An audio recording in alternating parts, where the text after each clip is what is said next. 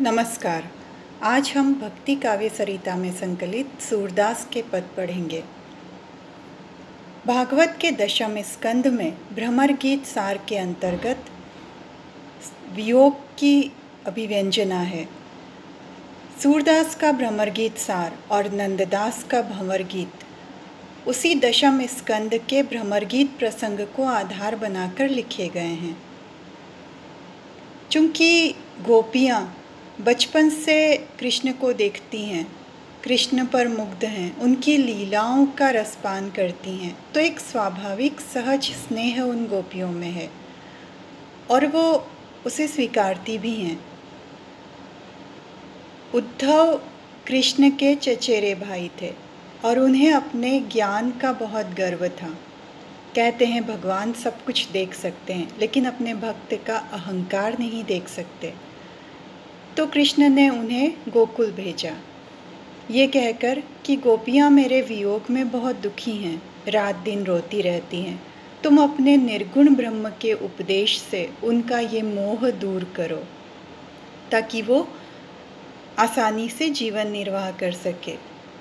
जो वियोग की पीड़ा वो सहन कर रही हैं वो दूर हो सके।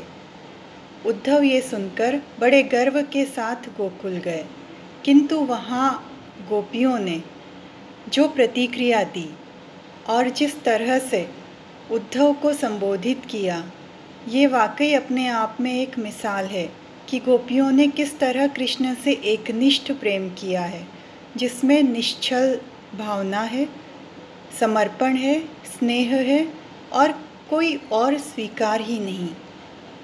इसी प्रसंग पर आधारित कुछ पद वियोग वर्णन शीर्षक से संकलित हैं। आज हम उन्हीं पदों का अध्ययन करेंगे। पहला पद है मधुकर श्याम हमारे चोर। चूंकि उद्धव गोकुल गए और वो वहाँ अतिथि थे, तो गोपियाँ सीधे सीधे उन्हें कुछ नहीं कह सकती थी। तो एक भ्रमर वहाँ उड़ता हुआ आया और उन्होंने उस भ्रमर को लक्ष्य कर जो कुछ भी उद्धव को सुनाया वही सब भ्रमर गीत प्रसंग में संकलित है।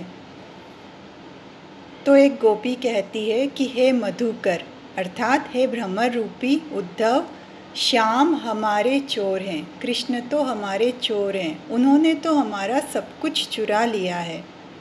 मन हरि लियो सांवरी सूरत, चिते नयन की कोर।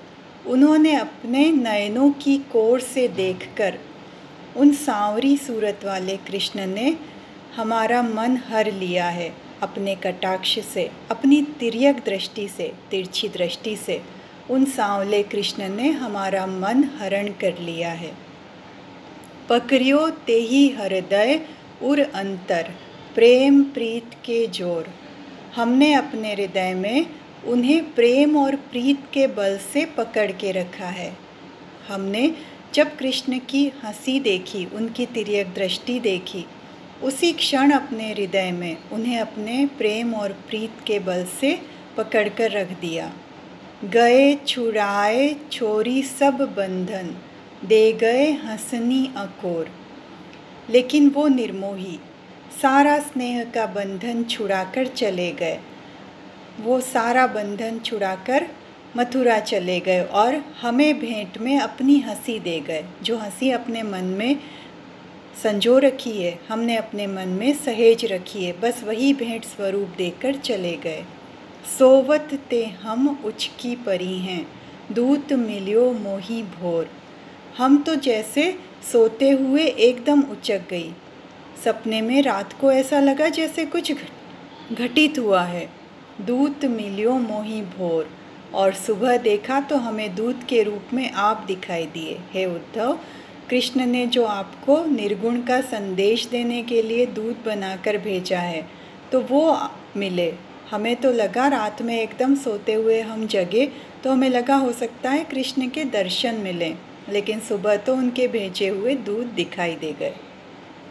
सूर श्याम मुस्काही मेरो, सर्वस ले गए नंद किशोर।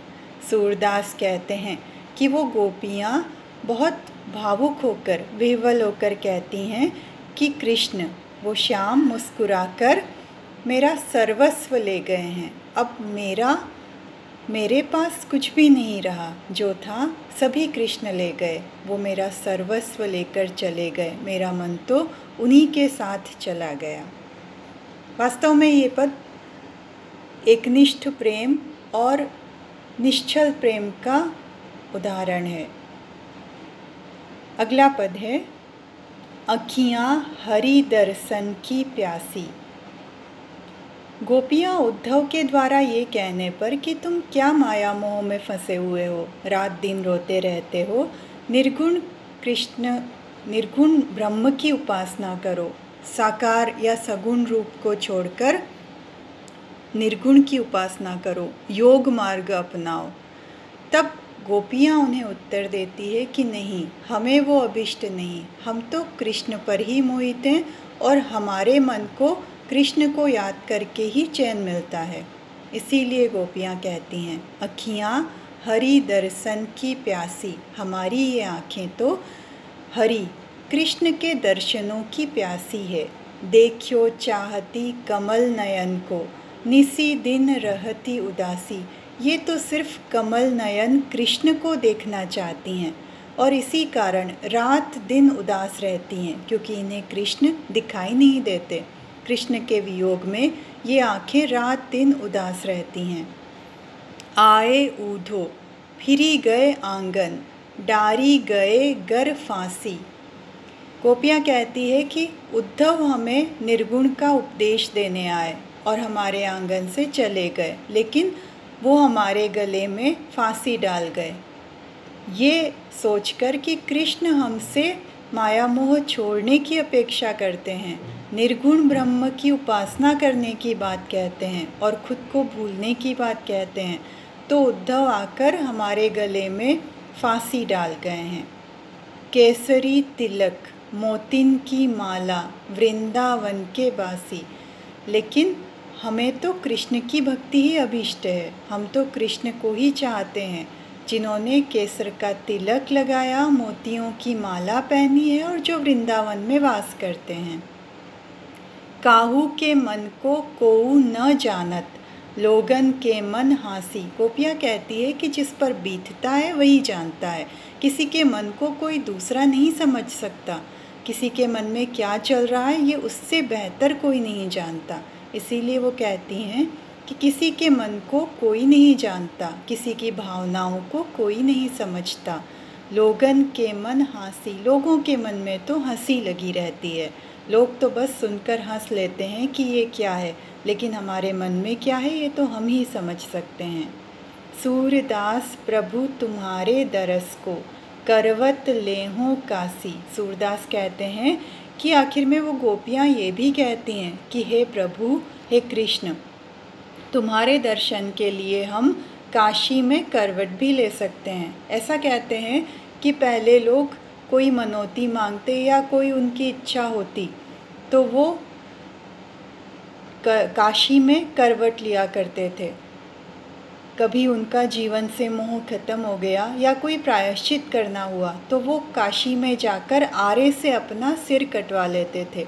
तो गोपियाँ यहाँ तक कहती हैं कि हे कृष्ण, तुम्हारे दर्शन के लिए हम काशी में करवट भी ले सकते हैं। वास्तव में ये गोपियों की अतुल्य प्रेम, एकनिष्ठ प्रेम, समर्पित प्रेम की मिसाल है। ऐसा प्रेम और कहीं भी देखना दुर्लभ है। आगे हम कुछ और अंशों का अध्ययन करेंगे। धन्यवाद।